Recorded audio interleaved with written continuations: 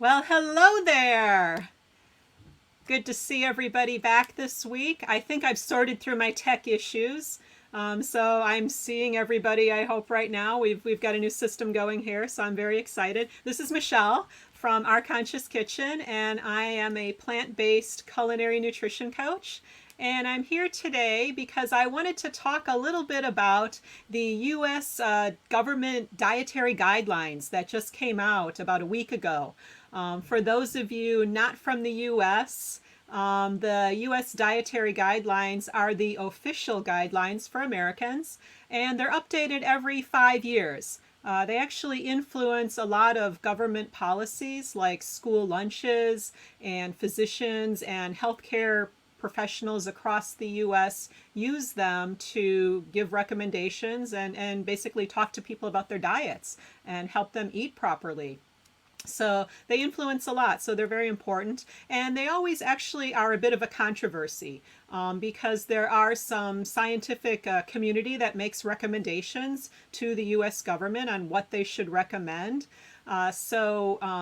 Basically, those recommendations start happening about 3 years before the actual dietary guidelines come out. So there's a lot of maneuvering behind the scenes as to what goes into building this plan. What I wanted to talk about today is the way they present the guidelines, the way they don't really paint a full picture for Americans to understand really how to eat the most optimal diet, how to maximize nutrient density. So I really want to give you a general idea of what they recommend, what foods they recommend, what they don't recommend, and then three reasons, like really three strong kind of bullet points of why I have some issue or think that it could have been done a little bit better. But one of the cool things that they do is they do focus on dietary patterns. They do make it very clear that eating a proper, healthy, nutrient-rich diet is not about having one superfood in your diet. It's not about eating, the kale chips, 5 times a day, so that you're eating that one superfood. They do make it clear that it's about abundance and variety in your diet, which is really a key point. That's really a key point for nutrition. So I do want to share a screen here just so everybody can understand what those food groups are that are recommended, because the government has recommended 6 food groups that they believe Americans should eat, and actually 4 types of food that they want to limit. So it's kind of a eat this, but try to limit that. And that's actually going to be one of my problems with it. But first, let me just explain what's going on here. So of the 6 food groups, you can see they divide it nicely into a plate.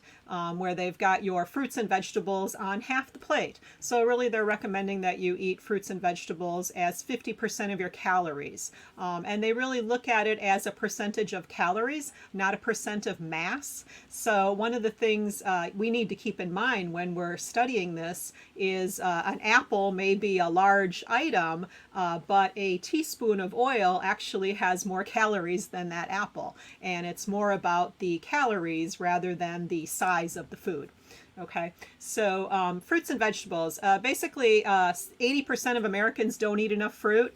90% don't eat enough vegetables. So you can see why that's really on there, and people really need to pay attention to this. They also have whole grains on the list too. With recommending that people eat 50% whole grains and not refined grains, which is really kind of silly because it really should all be whole grains. But people are actually doing a lot less than that right now. It's at less than 10% of the calories come from whole grains. So even if you think about getting up to 50%, it's an improvement. One of the other food groups that they have is dairy.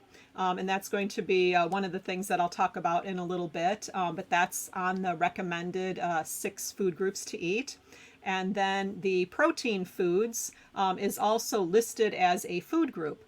which is another one of the items that I'll be talking about.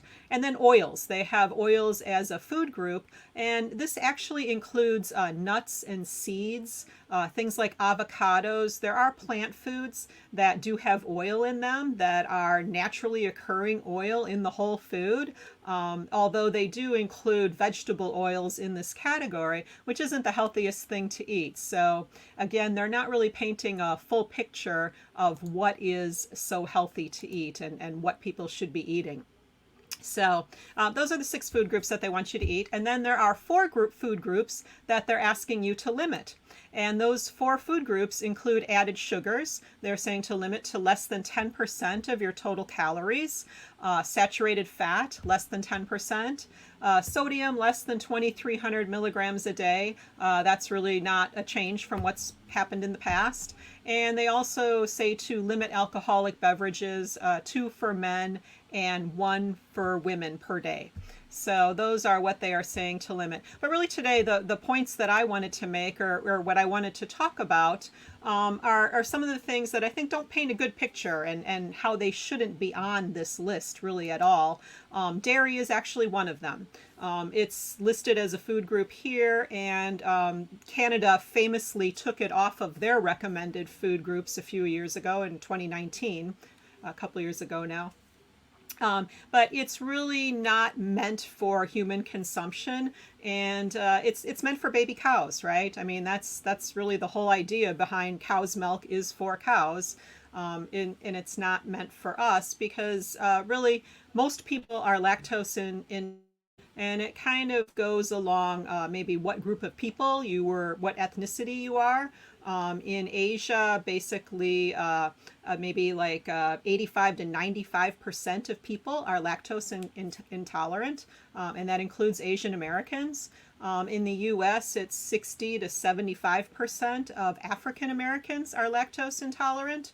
And then even Caucasians, different studies point out different percentages, but about 25 to 50% of Caucasians are actually lactose intolerant.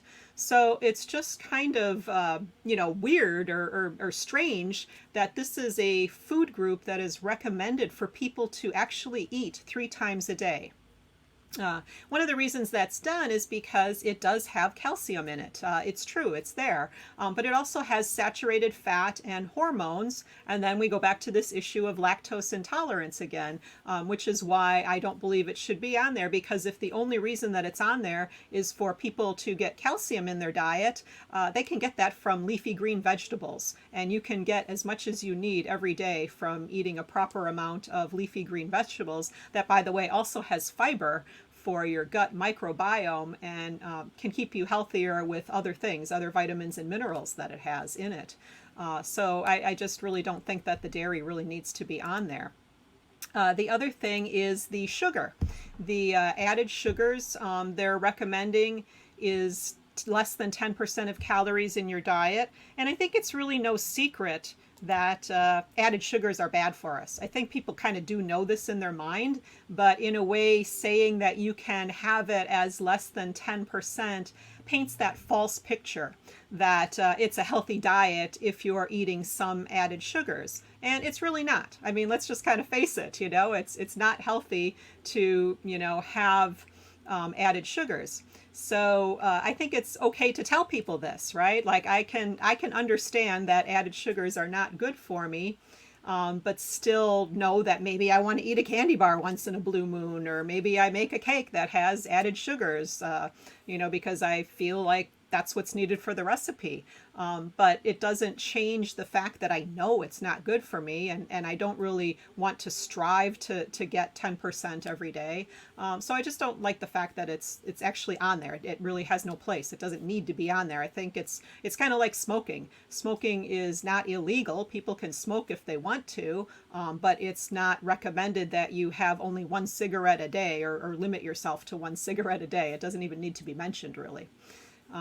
And then the third one is protein. Protein on this chart is listed as a food group to eat, but really protein is a nutrient, not a food group. And I'm just, I wanted to ask, when I say the word protein, what do people think of? If you could write it in the comments. I don't really see any comments here, so I'm hoping people are with me again, but oh, there's a button that says show. That would probably help. Oh no, that doesn't work. I don't have comments. I still don't have comments. I guess I shouldn't have said the tech thing at the beginning.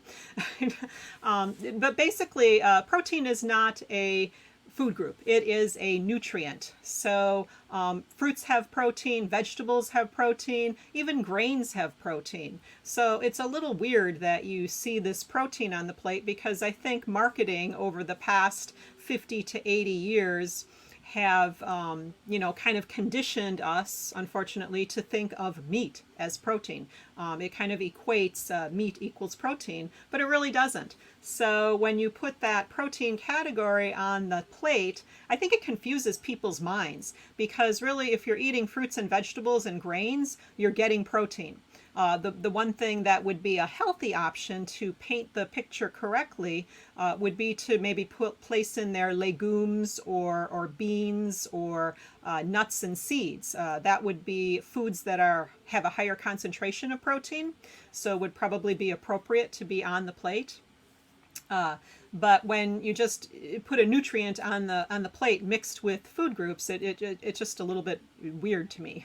So I don't think it really makes that much sense. Hey, Debbie. Wow. Okay, I'm getting some comments here. Wow. Okay, thank you for staying up. It is like the middle of the night for you almost. So thanks for joining me. I'm happy to see you here. So really, that's what I wanted to talk about is the three things that I really think could make a difference in how people eat.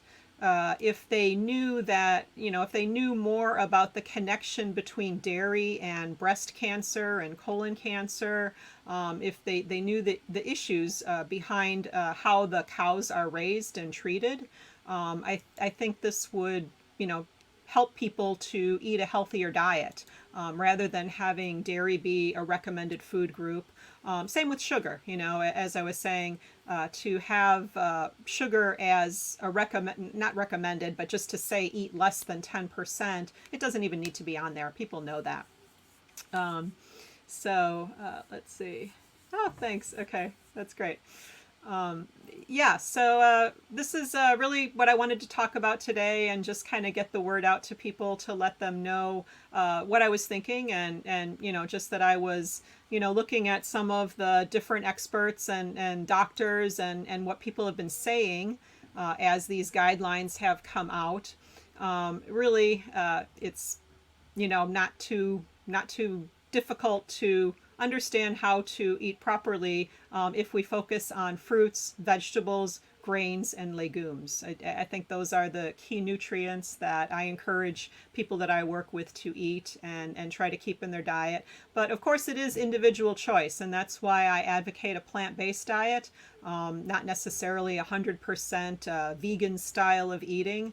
But really, if you can get to 80 or 90% plant-based, and the rest might be a little bit of fluff that you want to maybe have that candy bar once in a while, that's fine, as long as you know that, it's not the healthiest food in the world, right?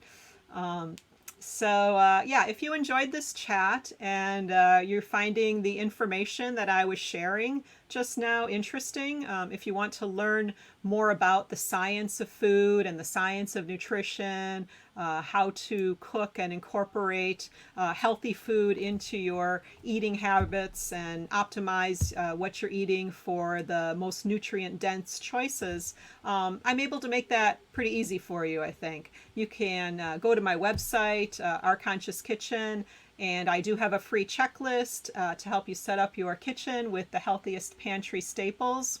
I also send out a weekly newsletter with information that kind of distills what the experts are saying and makes it easy for people to understand, especially busy people. Busy people who are, working with their lives, have careers. I used to be a busy executive before I really got sucked into the food and nutrient space. So I'm really working to help people who are very, very busy, help them understand what's best and what's simple to eat and how to get those good foods into their diet. So please go to my website, ourconsciouskitchen.com, and download my pantry checklist, and sign up for my email newsletter, and you can learn more about nutrition, and more about what can help you sustain a long, healthy life, and be able to live a long lifespan, health span, rather than just a short life that's not very good quality, right?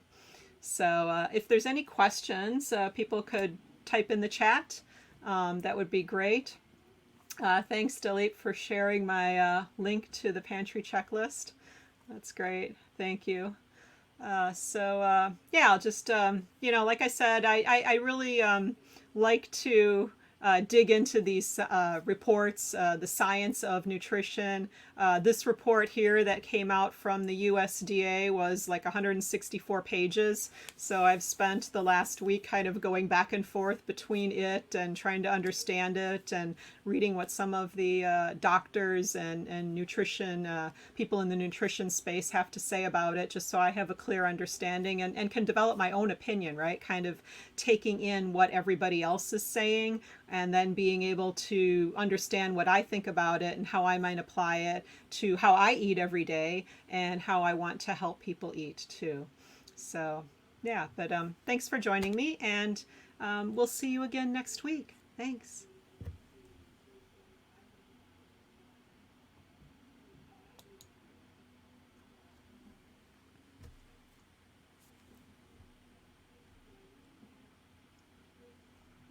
Oh, okay.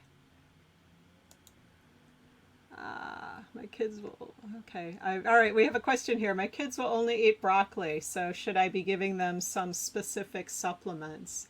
Um, Boy, that's a tough one, because if they're eating fruits, or if they're eating fruits, they're getting a lot of their nutrition from fruits. I wouldn't, necessarily, it's more about what they are replacing it with. Like if they're only eating broccoli, but then they're eating candy bars or white rice, they won't eat brown rice, or, like sugar, if they're eating cakes or white breads, that's not good. Sometimes you can get like fortified plant milks, so you're getting like a vitamin D with the fortified plant milk. You are also getting B12 in the case of a lot of plant milks. So there are nutrients for a lot of the things. So actually, it's difficult to give advice based on one thing that people do eat or don't eat. We really need to look at in totality what is the person eating, because maybe they're getting their nutrients from some other things. But having said that, vitamin B12 is something that does need to be supplemented, and also vitamin D if you don't live in a sunny area, or maybe even half the year. It kind of depends where you live. If you're getting enough vitamin D from sunshine, we call that the sunshine vitamin. So if you're not getting enough sunshine, then that may be something that you need to supplement for the children as well. So yeah, so they eat some fruits. Yeah, it really depends. Like in a well-rounded way, what are they eating? And again, they're children, right? So their stomachs aren't as big as ours. So the quantity of food that they're eating doesn't need to be as much, but they should again have a wide variety of things. So maybe if the one vegetable is broccoli, maybe there's creative ways you can work it in by hiding it in salad dressings or sauces, or like a stir fry, like trying to maybe even chopping things differently, because the way that we chop and dice our food affects how it tastes. I'm actually someone who likes to, just personal story, likes to eat my food chopped very small. And Dalip likes bigger chunks of food. And it appeals to how we taste something and how we perceive the flavor. So sometimes if you chop something finer or you shred it, it might be more appealing to the kids. I don't know. And then you can also mix it in with some other things. Like what if you had shredded carrots and you mixed it in with raisins? So then carrots are sweet in and of themselves. So a lot of times kids do, if there's a vegetable that kids like, it tends to be carrots. But if you add them to raisins or cranberries or something that's a little bit more interesting or has different texture, sometimes that will help them like to eat it rather than just have a plate of carrots, right? If you have a plate of carrots, kind of boring, right? But how do you mix it up with something? So, yeah. So thank you for that question. But yeah, as I was saying, if anybody has any questions, they can still write them in the chat. But otherwise, as I was saying, if this is something that you enjoyed and you feel like you're getting some good information from me, I'd invite you to sign up for my newsletter and get my pantry checklist, because I think that definitely can help people to eat better and understand what to keep in their kitchen as a staple, and then also what to add to their weekly grocery shopping list. Give you a good guideline. So that's at ourconsciouskitchen.com. So thank you. All right. So thank you, and I'm going to end the broadcast now. So I'll see you again next week for more information on plant-based nutrition and cooking and food.